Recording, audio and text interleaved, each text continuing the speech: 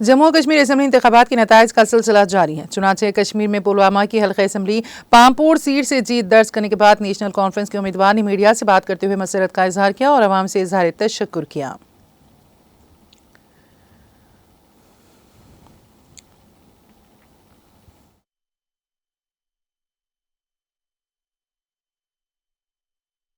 پر جس تنظیم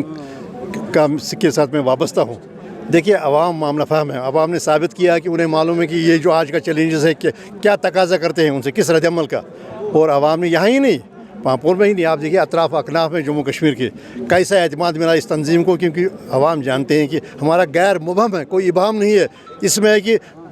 پہلا ہمیں احترام ہونا چاہیے ہماری سیاسی امنگوں کا، جموں کشمیر کے 1.5 کروڑ عوام کی سیاسی امنگوں کا، اور 5 اگست 2019 کے فیصلے جو ہے وہ مسترد ہونے چاہیے، اور عوام کی جو تمنائیں ہیں، جو سیاسی حقوق ہیں، ان کا احترام ہونا چاہیے۔ یہ دراصل کیا ہے، عوام نے ووٹ کو وسیلہ بنایا کہ وہ اس ووٹ کے ذریعے پیغام دیں ان طاقتوں کو جو غاصب طاقتیں ہیں کہ 5 اگست 2019 کے فیصلے منظور نہیں۔ عوام نے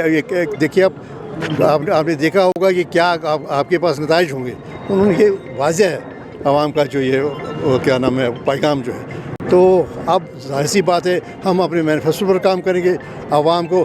سینکڑوں مشکلات کا سامنا ہے، بجلی فیس کے حوالے سے، زمینوں کے حوالے سے، بلڈوزر راج کے حوالے سے، رائلٹی راج کے حوالے سے، روزگار عوام کا چھینا جا رہا ہے۔ تو ابھی دیکھیے ہمارے علاقے میں اب دیکھیے سینڈ پر حقوق ہے، ہمارے پہاڑوں پر حقوق ہے، عوام کے حقوق ہیں، ہمیں اس کے لیے اب کمر بستہ رہنا ہے تاکہ عوام کی جو تمنائیں ہیں، ان کا جو توقعات ہیں وہ پوری ہو جائیں۔ چونکہ اب ترجیحات ہمیں پہلے ہے پامپور کو ہمیں اس اندیشے سے ہمیشہ کے لیے نجات دلانی ہے، جو سیلاب جب تھوڑی بارش ہوتی ہے 2 دن یا 3 دن کے لیے، تو سب عوام جو ہمارے جو قصبے پامپور کے ہیں ان کو جو فکر لاحق ہوتی ہے، جو اندیشہ لاحق ہوتی ہے، میں نے پہلے مینیفیسٹو میں بھی رکھا ہے، اور پہلے ہم نے کہا کہ اس کو جہلم طوی جو ریکنسٹرکشن پروجیکٹ ہے اس کے دائرے میں لائے۔ ہیلتھ کیئر سسٹم ہمیں مضبوط کرنا ہے، اور پامپور میں ایک منی سیکٹریٹ بنانا ہے۔ پامپور کی جو اہمیت ہے اس کو سمجھنا ہے سرکار کو، اور پامپور میں ایک ایڈیشنل ڈپٹی کمشنر کا جو ہے ایک وہاں پر ایک سیکشن ہونا چاہیے، تاکہ وہ عوام کو وہ ساری سہولیات ایک پرمیسز میں ہوں، ایک منی سیکٹریٹ کے پرمیسز۔ یہ